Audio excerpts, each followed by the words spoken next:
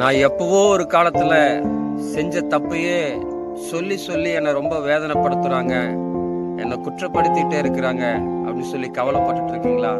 உங்களுக்கான வார்த்தை தான் அந்த வார்த்தை. மனுஷங்க நிறைய நேரம் நாம செய்யற தப்ப மறக்க மாட்டாங்க. என்னைக்கு ஒரு நாள் தப்பு செஞ்சிருப்போம், ஆனா இப்ப நம்ம நல்லவங்களா தான் இருப்போம். ஆனாலும் அந்த தப்பையே சொல்லி சொல்லி நம்மளை வேதனைப்படுத்துவாங்க.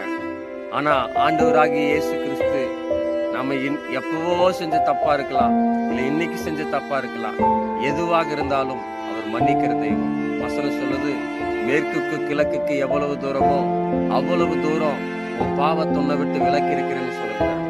ஆண்டவராகிய இயேசு கிறிஸ்து நம்ம செஞ்ச தப்ப நினைக்காதவர், அதை மறந்து போய்கிற தெய்வம்.